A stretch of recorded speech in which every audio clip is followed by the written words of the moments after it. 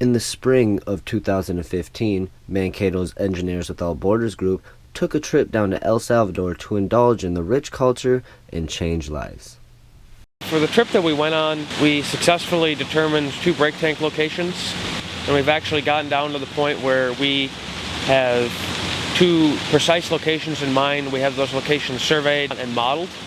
So we left the community in a shape where they had plans in hand to build the brake tanks, and they also had the precise locations to construct them at.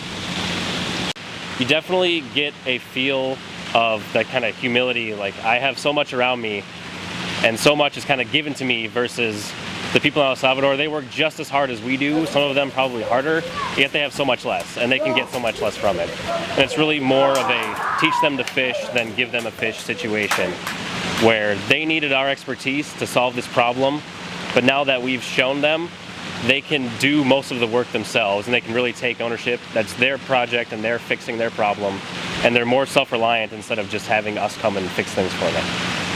This project allowed me to use my engineering education and the skills that I've been picking up at school and apply them in a real-world setting.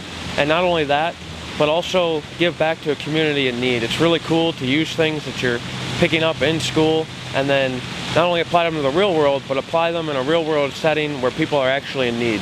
We all have different skills, we all have different areas of expertise, and developing countries need everything from engineering to economic support. And every student here at MNSU can find some niche in this club, because there really is no other organization that does this, that goes out to developing communities and applies their real-world knowledge in a real-world setting to help people better their daily lives.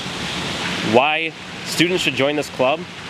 It is an excellent opportunity not only for your own personal growth, but also to help grow what will become your career and to help people. Like, you care so much more about the project once you go on a trip, because you get to see the people and meet them, and you realize you really are making an impact in people's lives.